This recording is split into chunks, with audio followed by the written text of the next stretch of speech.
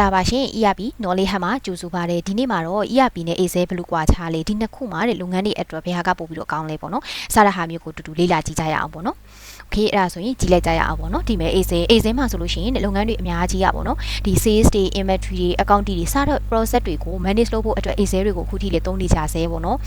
ဒါပေမဲ့ Excel ကကြတော့သူကလက်နဲ့လုပ်ရတဲ့ process တွေဖြစ်တဲ့အတွက်ကြောင့်မို့လို့သူကအမှားဖြစ်နိုင်ခြေတွေများတယ်လို့စနစ်တစ်ခုတည်းအဖြစ်နဲ့လည်းချိတ်ဆက်ထားခြင်းမရှိဘူး ERP ကကြတော့တဲ့သူကဒီ business ရဲ့ပေါ့နော်အဓိကကြတဲ့ process တွေကို system တစ်ခုတည်းမှာနေရာတစ်ခုတည်းမှာ connect လုပ်ပေးနိုင်တဲ့ centralized system တစ်ခုဖြစ်တယ်ပေါ့နော်ပြီးတော့အဲ့ဒီ ERP ကသူကလုပ်ငန်းကိုပို့မြင်မြင်ဆန်ဆန်ပြီးအောင်ရဲ့ပြီးသွားလို့ရှိရင်ဒီ error တွေ short ချပေးတယ်ပြီး data တွေကိုလည်းအချိန်နဲ့တပြေးညီပေါ့နော်သူက report တွေထုတ်ပေးဖို့အတွက်အကူအညီပေးနိုင်တယ်ပေါ့နော်ဒါကကြတော့ Excel နဲ့ ERP ကိုပြောထားတာ okay အဲ့ဒါဆိုရင် Excel မှာဆိုလို့ရှိရင် manual data entry လုပ်ရတဲ့ကိစ္စတွေရှိတယ်ပြီးရင် manual လုပ်ရတဲ့အတွက်ကြောင့်မို့လို့သူက error ဖြစ်နိုင်ခြင်းများတယ်ပြီးရင် system တစ်ခုတည်းအဖြစ်ပေါင်းစည်းနိုင်ခြင်းမရှိသေးဘူးပေါ့နော် ERP ကကြတော့သူက automated process တွေလုပ်ပေးတာဖြစ်တဲ့အတွက်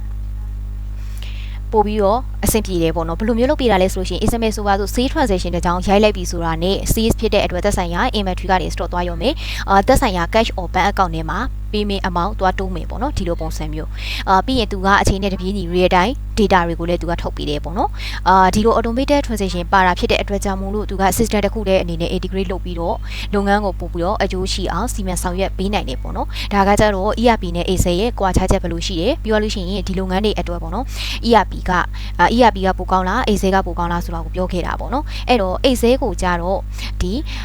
လုပ်ငန်းအသေးလေးတွေပြီးလို့ရှိရင်အခုမှစတင်လုပ်နေတဲ့လုပ်ငန်းတွေအတွက်ဆိုလို့ရှိရင်တော့ Excel ကပို့ပြီးတော့တင့်တော်တဲ့ကုန်ကြစိတ်သက်သာတယ်ပေါ့နော် ERP ကကြတော့သူက growth ဖြစ်နေတဲ့လုပ်ငန်းကြီးတွေအတွက်ဆိုလို့ရှိရင်တော့ ERP သုံးတာကပို့ပြီးတော့အဆင်ပြေတယ်သူကကုန်ကြစိတ်ကတော့ Excel ထက်ပို့ပြီးတော့